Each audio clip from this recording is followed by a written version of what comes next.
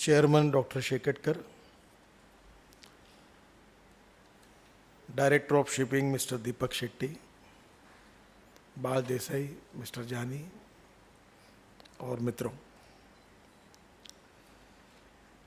हमारे देश के विकास के लिए लॉजिस्टिक कॉस्ट रिड्यूस करना हमारे लिए सबसे इम्पोर्टेंट चीज़ है। जहाँ तक वर्ल्ड में जो स्थितियाँ हैं उसकी तुलना अगर होती है तो हमारे देश की समस्या बहुत गंभीर है। चाइना में लॉजिस्टिक कॉस्ट 8% पे है और हमारे यहाँ वो 18% तक जाती है। ऐसी स्थिति है कि दिल्ली से मुंबई कोई माल भेजना है तो कठिन भी है और महंगा भी है, पर मुंबई से लंदन और दुबई भेजना आसान और सस्ता है। और इसलिए स्वाभाविक रूप से इंटरनेशनल मार्केट में हमारी लॉजिस्टिक कॉस्ट जब तक कम नहीं होती तब तक मेड इन इंडिया और मेक इन इंडिया का सपना हमारा पूरा नहीं हो सकता। हमारे देश में हमारी सरकार जब आई तो टोटल नेशनल हाईवे की लेंथ 96,000 किलोमीटर थी। हर साल 5 लाख एक्सीडेंट होते हैं और 1.5 लाख लोग मर जाते हैं। अभी एक रिपोर्ट हर साल प्रकाशित होता है जो TCI और कलकत्ता IIM ने दिया है। उसके हिसाब से हमारे देश के 2% GDP का नुकसान केवल ये टोल नाके पर और ऑक्ट्राय नाके पर जो ट्रक्स खड़ी रहती है उसके फ्यूल का नुकसान और समय के नुकसान के कारण देश का करीब 1 लाख करोड़ का नुकसान होता है। और इसलिए स्वाभाविक रूप से लॉजिस्टिक को इम्प्रूव करना ये देश के विकास की सबसे बड़ी प्राथमिकता है। पहला निर्णय हमने लिया है कि 96,000 किलोमीटर जो रोड लेंथ है, हमारे देश में 52 लाख किलोमीटर की रोड लेंथ है और उसमें से 96,000 किलोमीटर राष्ट्रीय महामार्ग है और इस 2% रोड लेंथ पर हमारा 40% ट्रैफिक चलता है। अभी हमने ये निर्णय किया है कि हम 96,000 किलोमीटर से 2 लाख किलोमीटर राष्ट्रीय महामार्ग करेंगे, जिसमें अभी हमने 1,55,000 किलोमीटर कर दिया है और 2-3 महीने में 2 लाख किलोमीटर तक पहुंच जाएंगे। तो उसके बाद स्वाभाविक रूप से 80% ऑफ ट्रैफिक ये नेशनल हाईवे पर आएगा। रोड के साथ जो एक्सप्रेस हाईवे का नेटवर्क भी हम खड़ा कर रहे हैं और उसमें एक बहुत अच्छा पॉलिसी डिसीजन हमने लिया है कि हमारे जो लॉजिस्टिक पार्क्स हैं वो हम लोग हमारे रिंग रोड, बाईपास और जो एक्सप्रेस हाईवेज है या नेशनल हाईवेज है उसके बाजू में हम लोग शुरू करना चाहते हैं। परसों ही दिल्ली के मुख्यमंत्री अरविंद केजरीवाल मेरे पास आए थे तो मैंने उनको सुझाव दिया कि दिल्ली में जितने गोडाउन्स है, प्री कूलिंग प्लांट है, कोल्ड स्टोरेज है, स्टील, सीमेंट, फर्टिलाइज़र, सभी बातों के जो गोडाउन्स है, अब हम दिल्ली में ईस्टर्ली और वेस्टर्ली बाईपास करीब 20,000 करोड़ रुपए खर्चा करके बना रहे हैं। ये एक्सिस कंट्रोल एक्सप्रेस हाईवे है और पंजाब हरियाणा से अगर राजस्थान जाना हो तो भी दिल्ली के बीच में से जाना पड़ता है। राजस्थान से हिमाचल प्रदेश, उत्तर प्रदेश, उत्तराखंड जाना है तो दिल्ली के बीच में से जाना पड़ता है। तो ये जो रिंग रोड हम बना रहे हैं इसके कारण दिल्ली का 50% ट्रैफिक जाम और 50% पोल्यूशन कम होगा। तो मैंने उनको सुझाव दिया कि हम लोग दिल्ली के बाहर अगर इस रिंग रोड पर अगर लॉजिस्टिक पार्क, अगर मैं उसको ज़मीन देने के लिए तैयार हूँ, अगर आप इनिशिएटिव लेते हैं और दिल्ली के सभी गोडाउन दिल्ली के बाहर ले जाएंगे तो दिल्ली का पोल्यूशन और कम होगा। 3 पॉलिसी पर हम विचार कर रहे हैं। जैसे नई मुंबई एयरपोर्ट के लिए महाराष्ट्र सरकार ने एक नीति अपनाई थी कि जो लैंड है उसमें से लैंड डेवलप करके 40% डेवलप लैंड जो लैंड ओनर है उनको हम देंगे। 40% लैंड जो रोड बना रहे हैं उसके लिए हम एक्विजिशन कर रहे हैं, उसके लिए जो अथॉरिटी है हमारी NHAI है वो हम लेंगे और 20% जो है वो इंफ्रास्ट्रक्चर डेवलप करने के लिए खर्चा करेंगे। लैंड पूलिंग का दूसरा एक सूरत का फॉर्मूला है और अभी एक चंद्रबाबू नायडू जो है उन्होंने नया कैपिटल बनाया, वहाँ का एक है।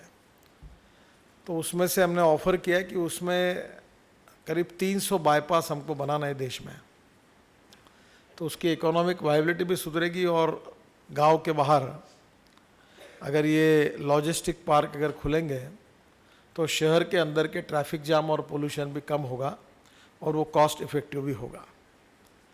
इसके साथ 1350 आइडेंटिफिकेशन किए हमने साइट्स, जिसमें रोड साइड एमिनिटीज़ हम लोग 70 का टेंडर भी हमने निकाला है, जिसमें रेस्टोरेंट्स होंगे, होटल्स होंगे, वॉशरूम्स होंगी,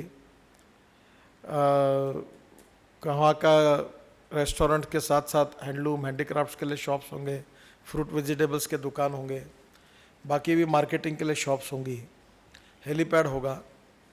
और ये करीब 1300 स्पॉट्स आइडेंटिफाई किए हैं। उसमें कुछ ट्रक क्लब करके भी हम करें, जहाँ ढाबा भी होगा, रहने के लिए रूम्स भी होगी, ट्रक के लिए आवश्यक जो है पेट्रोल डीजल पंप वो भी होगा और बाकी भी फैसिलिटी वहाँ उपलब्ध होगी।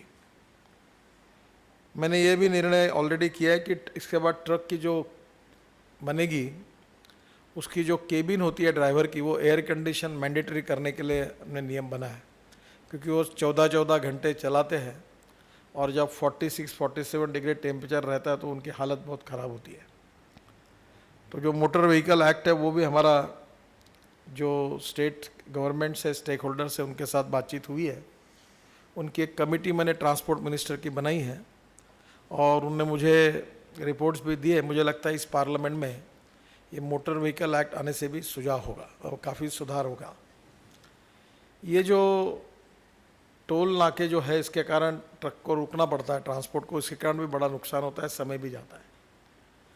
दिल्ली और मुंबई में 18 टोल नाके हैं और एक नाके पर 10 मिनट भी रुकेंगे तो 180 मिनट इन्हें 3 घंटे इसी में गए हैं।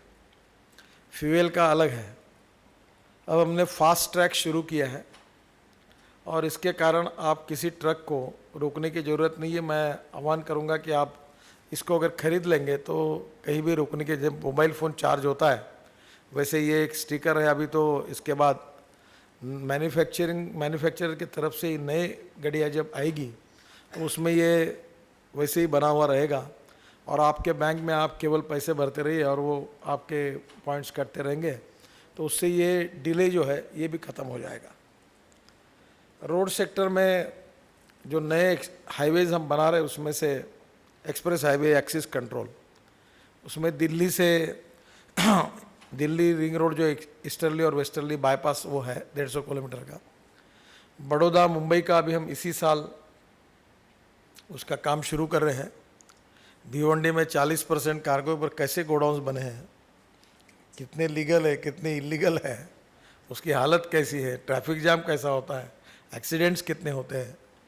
तो मेरा सुझाव है कि इस नए बड़ौदा मुंबई रिंग रोड पर कोई लॉजिस्टिक पार्क खोलने के लिए कोई आगे आते हैं तो हम उनके लिए परमिशन देने के लिए तैयार हैं, क्योंकि हमारे देश में 5 लाख एक्सीडेंट होते, 1.5 लाख लोग मर रहे हैं। तो मुझे लगता है कि इसके बाद भी सुधार करना होगा।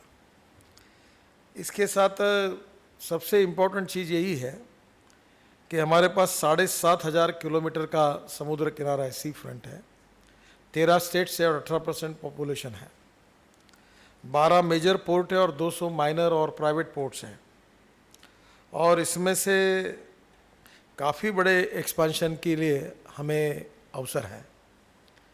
ये साल ऐसा था कि हमारे लगभग 12 मेजर पोर्ट और 3 हमारी flagship organisation Cochin shipyard, dredging corporation of India और शिपिंग कॉर्पोरेशन ऑफ इंडिया सब प्रॉफिट में है।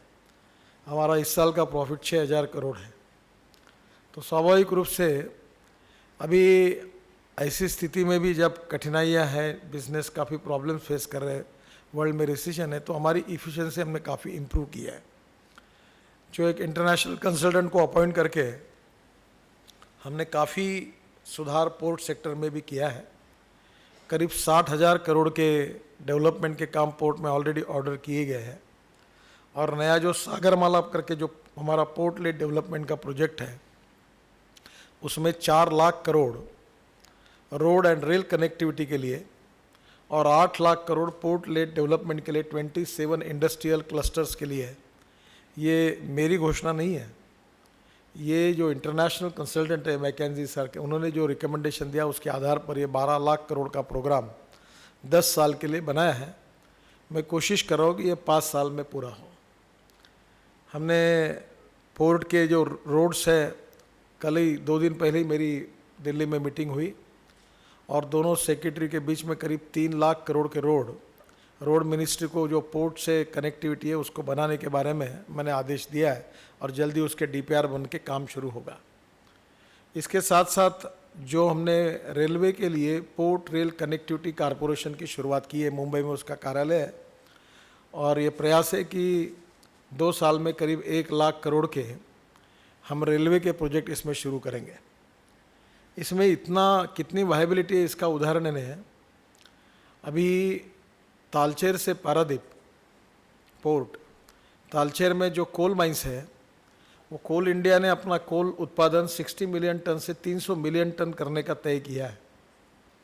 अगर हम पानी पर गुजरात, महाराष्ट्र, कर्नाटक, आंध्र प्रदेश, तमिलनाडु पावर प्रोजेक्ट के लिए देते हैं और अगले थर्मल पावर प्लांट अगर पोर्ट के नज़दीक अगर रखते हैं तो पावर की कॉस्ट 1 रुपया यूनिट कम हो सकती है और ये एक ही प्रोजेक्ट में देश का फ़ायदा 10,000 करोड़ का है। इसलिए स्वाभाविक रूप से हम लोग कोशिश कर रहे हैं कि हमारा जो समुद्र किनारा है उसका उपयोग करके हमारी कॉस्ट को हम कैसे कम करें।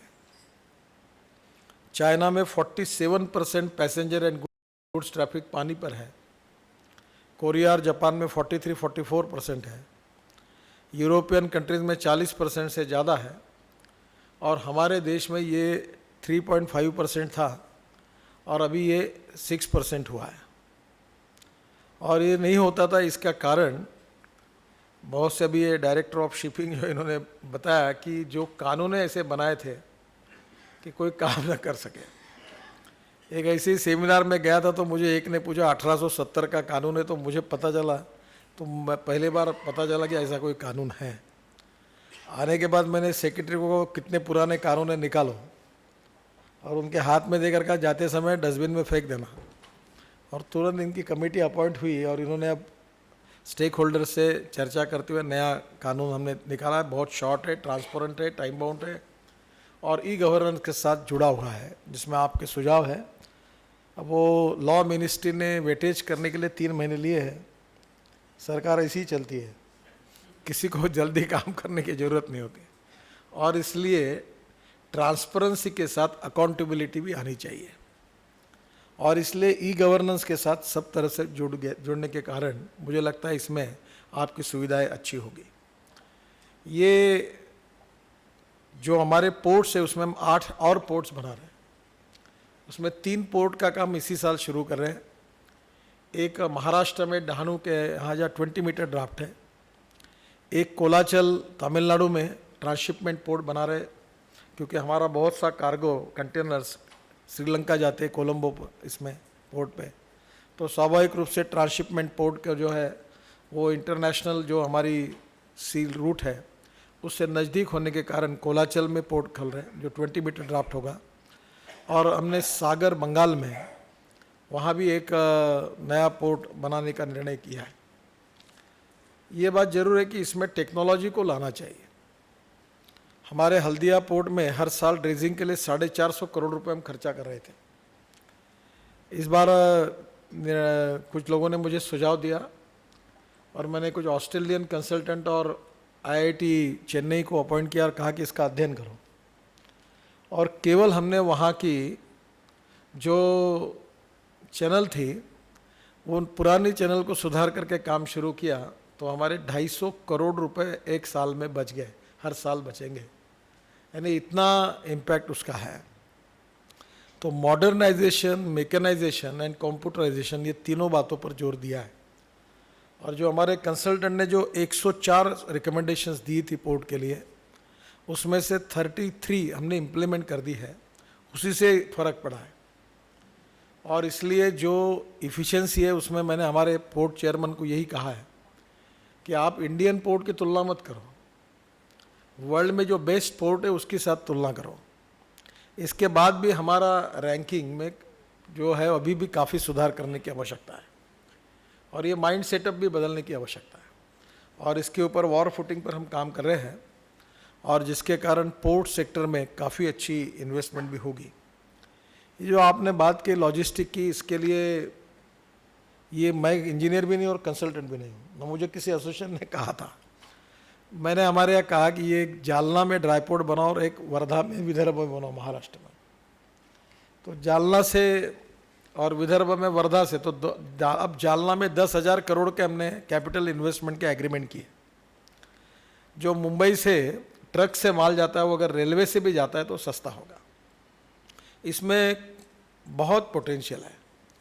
अभी हल्दिया में एडिबल ऑयल आता है, वो अगर 5,000 टन के बाद में डालकर अगर वाराणसी साहिबगंज जाता है और वहाँ अगर रिफाइनरी है तो झारखंड में और उत्तर प्रदेश में खाने की तेल की कीमत 2 रुपये किलो कम हो सकती है। अब हमारा फर्टिलाइज़र, हमारा स्टील, अब मुंबई में जो स्टील लगता है जो जमशेदपुर से आता है, वो अगर हमने स्टील अगर यहाँ पानी से आने लगा, अभी आएगा क्योंकि हमने उसकी अरेंजमेंट कर रहे हैं, तो नेचुरली उसकी कॉस्ट कम होगी। अभी एक कोयला जो है ये तालचेर से, उड़ीसा से हम लोग कांडला लाने की बात कर रहे हैं, तो गुजरात में काफ़ी कोल जो पावर प्रोजेक्ट के लिए मिल सकता है। जो लाइमस्टोन जो उड़ीसा के स्टील इंडस्ट्री को चाहिए वो दुबई से इंपोर्ट करते हैं। अब राजस्थान में हमारे पास लाइम है, तो हम लोग अभी कांडला से जालोर के आगे, मैं तो और 900 किलोमीटर जाना चाहूँगा, 350 किलोमीटर हम कैनॉल बना रहे हैं, जिसमें जब बाढ़ आएगा तो नदी का पानी उसमें स्टोर करके 3 मीटर का ड्राफ्ट मेंटेन करेंगे, और उससे वाटर ट्रांसपोर्ट भी होगा, पीने का पानी भी मिलेगा, और उसके साथ साथ वाटर पोर्ट्स भी बनेंगे। ये जो वाटर पोर्ट्स है ये, इसमें हमारे देश में काफ़ी इसमें तरफ ध्यान नहीं गया, अभी भी नहीं गया हुआ है। अभी हमने गंगा में काम शुरू किया है, जिसमें वाराणसी, हल्दिया और साहिबगंज 3 जगह मल्टी मॉडल हब बन रहे हैं। टोटल 3,000 करोड़ रुपए के काम हमने दे दिए हैं। फराक्का में 450 करोड़ रुपए खर्चा करके वाटर गेट बना रहे हैं, और 40 वाटर पोर्ट ऐसे बना रहे हैं जिसमें 20 फ्लोटिंग जेटी है और 20 कॉन्क्रीट जेटीज़ है।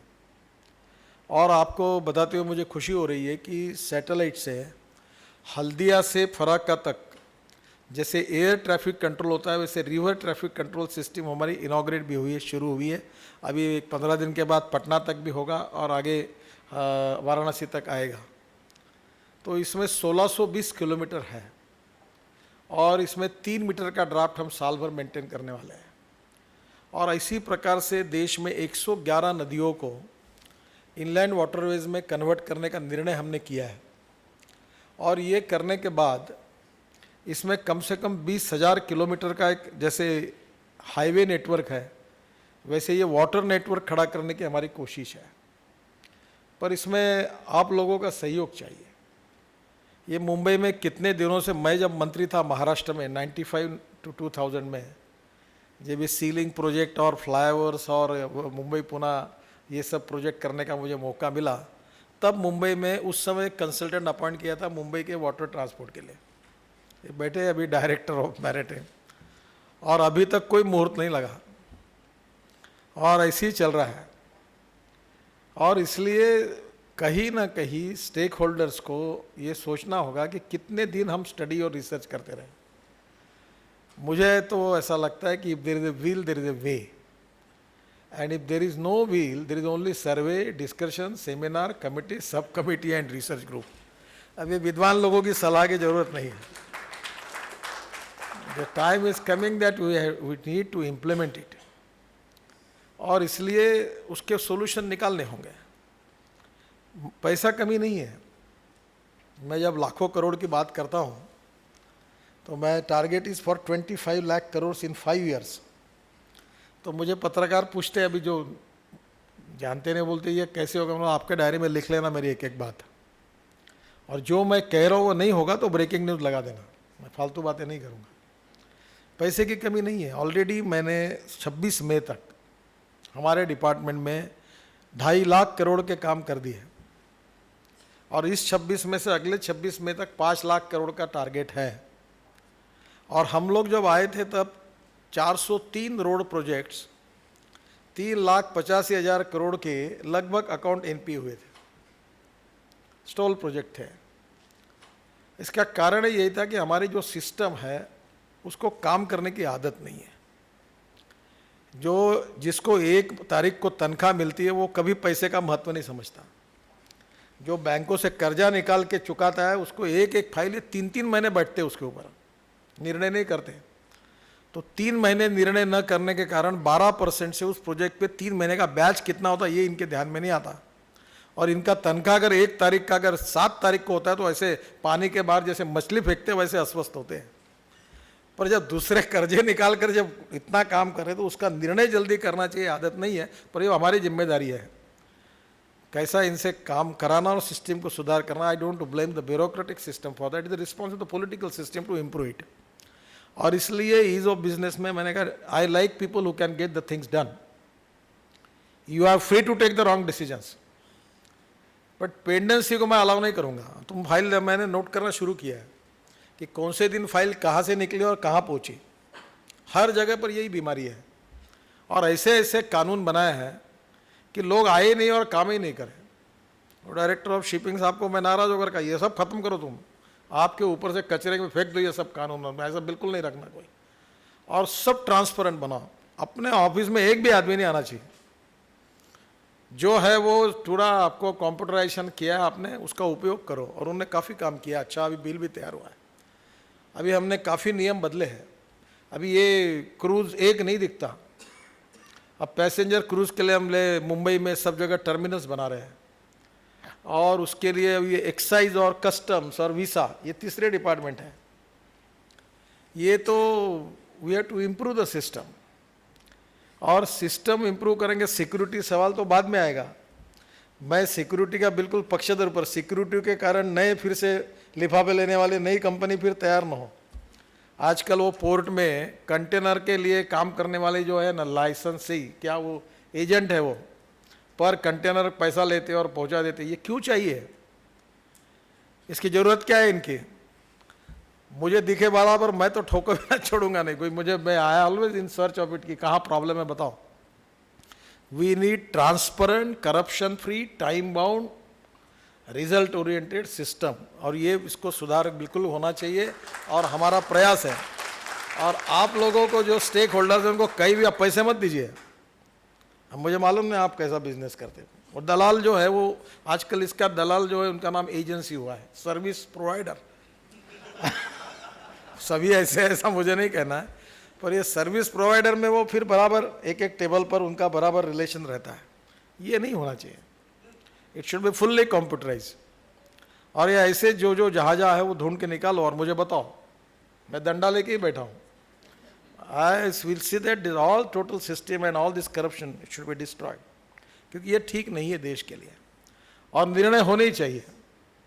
और निर्णय होने के लिए कोई अड़चन नहीं है, ना पैसे की कमी है ना टेक्नोलॉजी की कमी है। ये मुझे हमारा ये वाटरवेज का बजट केवल 1800 करोड़ है। तो मुझे कहते कि आप 1 लाख करोड़ के वाटरवेज कैसे बनाएंगे? तो ये हमारे पास इस साल 6000 करोड़ का प्रॉफिट हुआ। अगले साल 6000 से ज़्यादा 7-8 हज़ार का होगा और ज़्यादा होगा। तो 4 साल में मेरे पास 40 से 50 हज़ार करोड़ तो प्रॉफिट होगा। अब ऐसा फिक्स डिपॉजिट रखे सबने। मैंने एक चेयरमैन को पूछा क्या ये पोर्ट है क्या पेंशनर है क्या फिक्स डिपॉजिट रखते हो? आप इसको यूज़ करो, इन्वेस्ट करो डेवलपमेंट में। तो अभी वो पैसा क्रेडिटर्स और ये पैसा ही वसूल नहीं करते। अनेक सालों से पैसे पड़े मैनेज कर लेते इनके यहाँ, और वो क्रेडिटर्स पैसे ही नहीं भरते, बिन ब्याज से पड़ा हुआ है। वसूल करो, सबको जब्ती लाओ, सबके ऊपर बैंक गारंटी कैश करो। अभी ये 15,000 करोड़ वही है और ये 40,000 करोड़ है। और हमारा टर्नओवर 4,000 करोड़ डॉलर में है। अभी JNPT में हम लोग एक 3,000 करोड़ का सीमेंट कंक्रीट 8 लेन रोड बना रहे हैं। और पहली बार मैंने कहा कि इसको डॉलर में लोन लो, हेजिंग करने की ज़रूरत नहीं है। और जो लोन हमको मिल रहा है अभी वो 2.25% से है, 2.75। पहले 12% में लिया था। तो तो ये 4,000 करोड़ टर्नओवर का उपयोग करके अगर हम डॉलर में लोन लेते तो 50,000 करोड़ 2.25% से, उससे भी कम पैसे से मिल सकते हैं। तो 1 लाख करोड़ है, और उसमें जो बनेंगे इनलैंड वाटरवेज, उसमें कहीं ना कहीं कुछ तो इनकम मिलेगा पर टन। जैसे टोल मिलता है तो वो भी इनकम मिलेगा, उसको हम लोग पीपीए में भी करने की कोशिश कर रहे हैं, तो उससे वापस करेंगे। रोड सेक्टर में भी कोई प्रॉब्लम नहीं है, पैसे की कमी नहीं है, आवश्यकता है मोमेंटम देने की, और इसलिए सरकार ने हमारे इंफ्रास्ट्रक्चर को हाईएस्ट प्रायोरिटी दी है। परसों रीजनल एयरलाइंस का हमने पॉलिसी जो है वो आगे आई है, हम लोग 350 एयरपोर्ट छोटे बना रहे हैं, और मैंने डिफेंस के साथ मिलकर हम एक प्रपोजल पर विचार कर रहे हैं कि अनेक जगह पर हमारे नेशनल हाईवे को हम अभी सीमेंट कंक्रीट के रोड बना रहे हैं, तो नेशनल हाईवे को हम एयरपोर्ट में यूज़ कर सकते हैं क्या। कुछ साइट्स आइडेंटिफाई कर रहे हैं कि वहाँ जब हवाई जहाज उतरेगा तो हम लोग एक फाटक रहेगा वहाँ, कार का बस का ट्रैफिक बंद रहेगा, हवाई जहाज उतरेगा एयरपोर्ट चला जाएगा, फिर ट्रैफिक चालू हो जाएगा, जाते समय फिर रोड बंद कर देंगे, फिर हवाई जहाज उड़ जाएगा, तो कम पैसे में एयरपोर्ट बन जाएंगे। सी प्लेन के लिए हमें अभी सफल नहीं हुए हैं। मालदीव में 47 सी प्लेन्स है। अब हमारे देश में सी प्लेन का कानून ने, अभी मैंने प्रपोजल दिया है एविएशन को, तो मैंने हमारे डिपार्टमेंट को कहा कि ये फिर समय लगाएंगे, तो आप एक काम करो, नया एक्ट बना दो, फ्लाइंग बोट, सी प्लेन का नाम फ्लाइंग बोट कर दो और नया एक्ट बनाकर जल्दी कुछ करो। अभी सी प्लेन के कारण टूरिज़्म भी बढ़ सकता है, और यहाँ से जैसे शिरडी जाना है तो कहीं भी गिरगांव चौपाटी से या कहीं से भी आप डायरेक्ट उड़कर शिरडी आएंगे, शिरडी एयर स्ट्रिप है, और शिरडी से यहाँ आ सकेंगे। तो इससे काफ़ी बड़े प्रमाण में ट्रांसपोर्ट सेक्टर में, टूरिज़्म में भी काफ़ी फ़र्क पड़ेगा। कैटरमैरन, हावरक्राफ्ट्स, सी प्लेन, हम लगातार क्रूज़ आने के लिए कोशिश करें, लगातार डिस्कशन करें कि इसमें इन्वेस्ट करो। इसमें जितनी जाए उतनी अभी तक सफलता नहीं मिली है। हमने एक बस भी खरीदी की है जो मुंबई में चलना था, उसका अभी कोड नहीं था, तो वो बनाया गया, उसके कौन सा कैसा रहेगा, सुरक्षा के उपाय क्या होंगे। अब इन सब बातों में टेक्निकल करते करते काफ़ी समय भी चला जाता है, पर आज देश में ये पोटेंशियल है, और ऐसी इकोनॉमी विकसित करनी चाहिए जो एम्प्लॉयमेंट पोटेंशियल को बढ़ाने वाली है, और एम्प्लॉयमेंट पोटेंशियल बढ़ाने की ताकत इंफ्रास्ट्रक्चर में है। अगर हम 2.5 लाख करोड़ के काम अगर कर रहे हैं, तो 1 करोड़ का जब काम होता है तो 80 लोगों को रोजगार मिलता है, और इसलिए उसके कारण अगर लॉजिस्टिक कॉस्ट 18% की अगर हमने, अगर समझ लीजिए 4% 5% भी कम की, तो हमारा एक्सपोर्ट कम से कम 30-40% बढ़ सकता है। चाबार में हम लोग पोर्ट बना रहे, बहुत अच्छा लॉजिस्टिक पॉइंट ऑफ व्यू, बहुत उपयोगी बात है, जिसके ऊपर आप अलग से केवल चाबार पर ही एक कॉन्फ्रेंस रखी है। दिल्ली से मुंबई जितना डिस्टेंस है, उससे कम डिस्टेंस कांडला से चाबार का है। अब पाकिस्तान जाकर, कराची से उधर जाकर अफगानिस्तान जाने की आवश्यकता नहीं है। अब डायरेक्ट हम लोग कांडला से डायरेक्ट चाबार जा सकते हैं, और चाबार से अभी एक कमेटी बनी है, अफगानिस्तान और ईरान और मैं, हम तीनों ट्रांसपोर्ट मंत्री हैं। एयरकॉन को रेलवे बना रही है, हम रोड बनाने वाले हैं, और अफगानिस्तान से उज़्बेकिस्तान, रशिया और यूरोप तक अब रोड से जा सकेंगे। तो नया विकास का गेटवे खुला है। ईरान में गैस का रेट जो है वो $2 है, उन्होंने ऑफ़र किया, अभी हम निगोशिएट कर रहे हैं, और मुझे लगता है इससे भी बहुत कम होगा। ये इलेक्ट्रिक का रेट ₹1 यूनिट है, नालको वहाँ प्लांट डाल रहे हैं, और हमारे देश में हम लोग फर्टिलाइज़र पर 45,000 करोड़ की सब्सिडी देते हैं, और हमारा यूरिया बनता है वो $15 पर mm³ रेट है, और वो $2 बोल रहे हैं, उससे भी हम कम करने वाले हैं। तो एक चाबार में केवल फर्टिलाइज़र का भी काम किया तो 45,000 करोड़ साल के देश के बचेंगे, और किसानों को यूरिया की कीमत 50% कम हो जाएगी एक ही इसमें। फिर गैस के साथ पेट्रोलियम मिनिस्ट्री और इनको मैंने, मेरे इसमें एक ग्रुप बना था, तो सबको कहा क्या हो सकता, तो 1 लाख करोड़ की इन्वेस्टमेंट करने के लिए तैयार है। तो चाबार ये हमारे विकास के लिए एक नया गेट ओपन हुआ है। ये मुंबई से हम काफ़ी एक्सपोर्ट कर सकते हैं, और इसलिए जो लॉजिस्टिक बिजनेस में जो है उनको मैं कहूँगा कि ये जो कोस्टल, अभी बांग्लादेश के साथ हमने ऑलरेडी करार किया है ब्रह्मपुत्र में, अभी फराक्का की फ्लैश बांग्लादेश जा रही है, और 25,000 करोड़ के काम हम भूटान, नेपाल, बांग्लादेश और भारत के बीच में रोड नेटवर्क के काम हम एडीबी जो बैंक है, एशियन डेवलपमेंट बैंक, उनके सहयोग से शुरू कर हमने किए। पहले अगरतला से कलकत्ता आने के लिए 18 घंटे लगते थे। जब हमने ये करार साइन किया तो अगरतला से कलकत्ता आने के लिए अब 6 घंटे लगते, क्योंकि अगरतला से ढाका और ढाका से कलकत्ता आने लगे। बांग्लादेश ने मंत्री यहाँ आए थे मुंबई, हमारा 6 मिलियन टन उनके साथ एक्सपोर्ट इम्पोर्ट है। 10% केवल पानी पर है और 90% रोड पर है। तो हमने दोनों ने तय किया हम कलकत्ता में और ढाका में कॉन्फ्रेंस लेंगे और इसके लिए पूरा वाटर ट्रांसपोर्ट का उपयोग ब्रह्मपुत्रा का करेंगे। गुवाहाटी में एक पांडु जेटी हमने बनाई है, 3 जगह रोरो सर्विस शुरू की है। हम लोग गंगा में 5 जगह रोरो सर्विस शुरू कर रहे हैं। और इसी प्रकार से ये जो 20,000 किलोमीटर जलमार्ग है जो समुद्र से जुड़ा हुआ है, उससे स्थितियां बदल सकती है।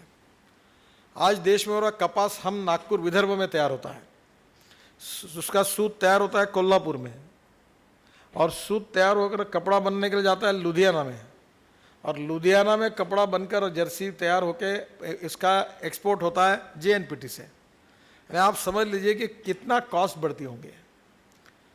और इसलिए लॉजिस्टिक कॉस्ट जो है वो कम करने में ये पोर्ट लेड डेवलपमेंट का बहुत उपयोग है। 1,30,000 करोड़ का एडिबल ऑयल हम इंपोर्ट कर रहे हैं। अभी आइकिया करके कंपनी है, वो हम कांडला में 40,000 करोड़ का हम लोग लकड़ी इंपोर्ट करते हैं, और हमारे देश में वेस्टलैंड पड़ी है। परसों प्रकाश जावड़ेकर जी के साथ मीटिंग हुई मेरी, और मैंने कहा ये वेस्टलैंड प्राइवेट सेक्टर में जो आते उनको दो, कम से कम 40,000 करोड़ की लकड़ी हम इंपोर्ट कर रहे हैं। ये गोवा के पोर्ट में वुडन चिप इंपोर्ट हो रहा है पेपर बनाने के लिए, तो हमारे देश में लकड़ी होगी। और फर्नीचर का 450 हेक्टर में, कांडला में हमारे पास 1 लाख एकड़ ज़मीन है, और 450 हेक्टर में हम कहते हैं कि भाई आप यहाँ फर्नीचर का क्लस्टर तैयार करो, डिज़ाइन हम देंगे, मशीनरी हम देंगे, टेक्नोलॉजी हम देंगे, और जो माल बनेगा वो भी हम खरीद लेंगे। तो इतना बड़ा पोटेंशियल है। जैसे मैंने कहा कि जालना में ड्राई पोर्ट बना तो 10,000 करोड़ की इन्वेस्टमेंट आई, केवल रेलवे लाइन से हम लोग ट्रांसपोर्ट करेंगे तो। और इसलिए आने वाले समय में जो इम्पोर्टेंट चीज़ है कि रोड से जाएंगे तो 1.5 रुपये खर्चा आता है, रेलवे से जाएंगे तो 1 रुपया आता है, और पानी से जाते तो 20 पैसे आता है। और इसलिए मैं सबसे आपसे रिक्वेस्ट करूंगा, मैं तो मंत्री हूँ रोड का, तो मैं रोड तो बनाएंगे, तो अभी दुर्भाग्य से ऐसा हुआ कि अच्छे रोड बनने से रेलवे का माल और कम हो गया। अब ये अच्छी बात नहीं हुई, हमारे लिए अच्छी हुई कि रोड अच्छे बने। तो मैंने उनको कहा कि अच्छा, उन्होंने भी क्या किया कि कंजेशन टैक्स लगा दिया कि जहाँ ज़्यादा रश होता है वहाँ कम। मैंने उनको कहा ये कैसा है, कंजेशन तुम्हारे कारण हो रहा, तुम अभी रेलवे लाइन बना रहे हो, ऊपर से तुम्हें टैक्स लगा रहे हो। अब उन्होंने विड्रॉ किया। तो first priority waterways, second priority to railway, and third priority to the roads. और इससे 7 लाख करोड़ का हमारा इंपोर्ट है क्रूड ऑयल का, और इसलिए मास रैपिड ट्रांसपोर्ट सिस्टम भी हमको करनी पड़ेगी। अभी हम लोग धौला कुआं से मानेसर 70 किलोमीटर हवा में चलने वाले एक मेट्रो सिस्टम बना रहे हैं। उसका अभी अगले महीने में काम शुरू होगा, और उसकी कैपिटल कॉस्ट मेट्रो की 350 करोड़ है, उसकी 50 करोड़ है। और जितनी मेट्रो की कैपेसिटी उतने लोग जा सकते हैं। अगर वो सक्सेस हो जाएगी तो मुंबई में ये रोड से जाते जाते अभी कितना समय लगता है, यहाँ से नरीपन पॉइंट जाते जाते घंटा 1.5 घंटा लगता है।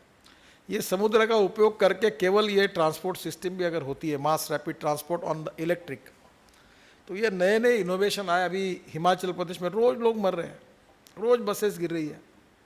अब मैं वहाँ था, अब हम रोड सेफ्टी के ऊपर भी हमने काफ़ी आग्रह से उसको कार्यक्रम दिया है, पर मैंने उनको कहा कि ऊपर ऐसा घूम घूम के जाने के बजाय रोप वे, केबल कार, मैट्रिनो, वेनोकुलर रेलवे सिस्टम, ये टेक्नोलॉजी लानी चाहिए जो आज यूरोपियन देशों में, स्विट्ज़रलैंड में है, नॉर्वे में है।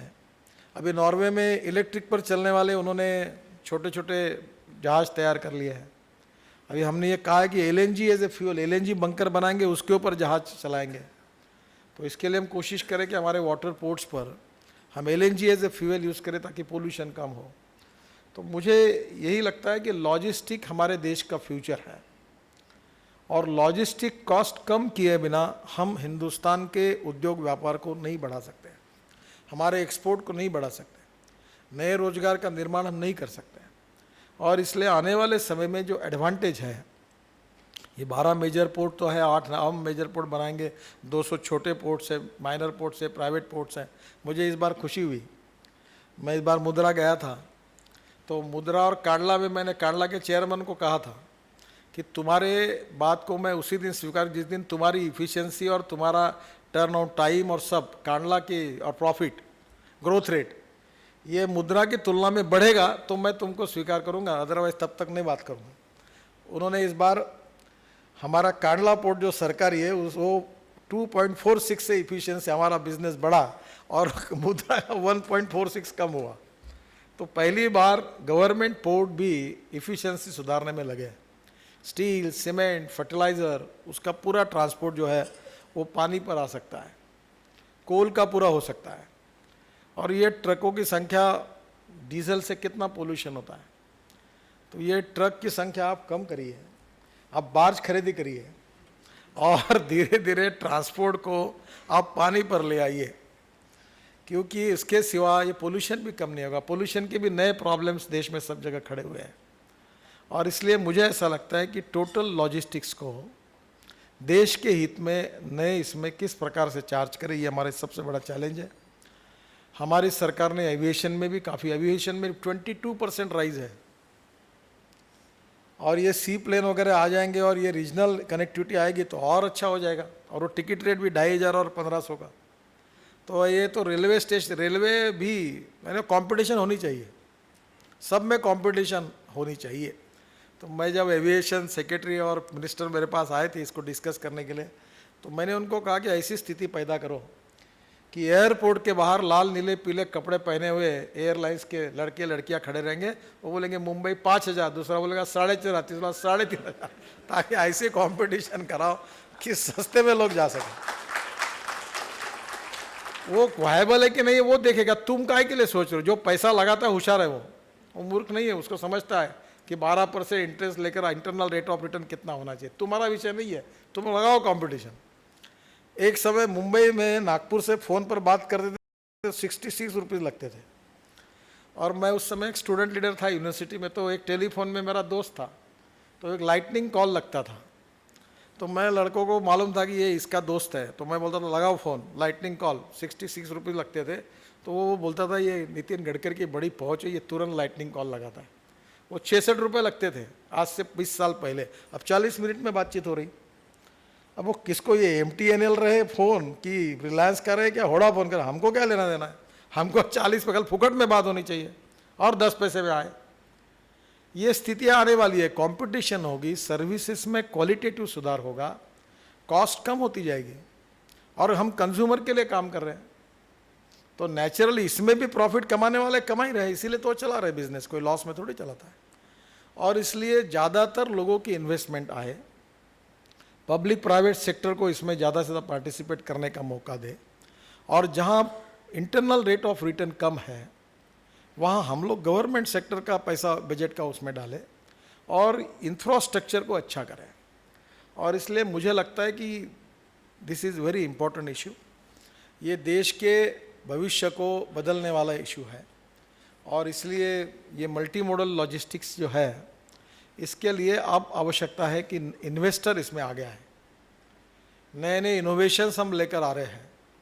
और हम तो बिल्कुल ओपन है, आपके प्रॉब्लम से तो लेके आइए। कल लंदन से एक बड़े इसमें काम करने वाले इंडस्ट्रीज मेरे पास आए थे, वो कह रहे थे कि मैं पूरा, जैसे ये आपने कहा ना कि एक जगह के पार्सल एक जगह आकर, जैसे वो कार्गो के लिए या उसके लिए आप करते थे, तो बोले मैं यहाँ कलकत्ता से चेन्नई और चेन्नई से मुंबई ऐसी सर्विस शुरू करता हूँ।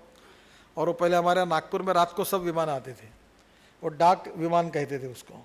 वो इसके पार्सल उसमें डालते थे, उसके पार्सल, नागपुर 0 माइल है, सेंट्रल प्लेस था। तो आप इसमें भी नई आइडियाज़ लाइए, और नई आइडियाज़ को लाकर एक कार्गो एक जगह उतरेगा और दूसरे शिप में जाएगा, दूसरे का इधर, ऐसा करके ट्रांसफ़र भी कर सकते हैं। और इसलिए मुझे लगता है कि इसमें पैसेंजर क्रूज़ भी आ सकते हैं, और ये बहुत बड़ा पोटेंशियल है।